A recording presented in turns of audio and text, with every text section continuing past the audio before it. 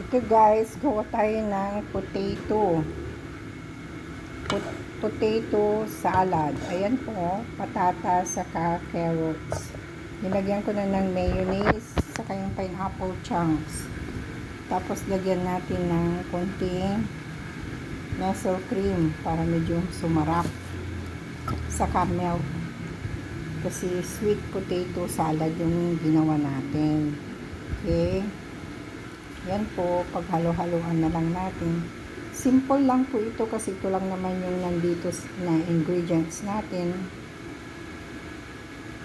So, ginawa ko lang kasi nagkikrave lang ako ng potato.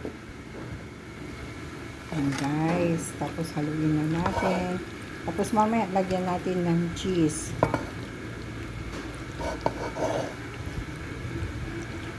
Ayan po.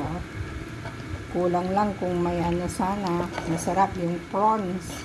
Lagyan ng prawns. Prawn salad.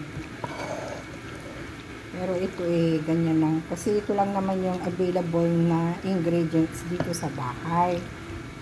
Kung mayroon sana tayong raisins, ganyan. Halo-haluan lang natin. Ayan po. Ayan guys.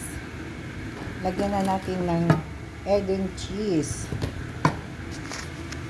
Tapos yung mayonnaise. Ito yung mayonnaise pa na ginawa ko noon sa Juan. Tapos yung ang available lang sa akin itong sliced pineapple. So hiniwa-hiwa ko na lang to. Nagkikrave kasi ako sa may nestle cream. Yan. Okay guys, mamaya tignan natin.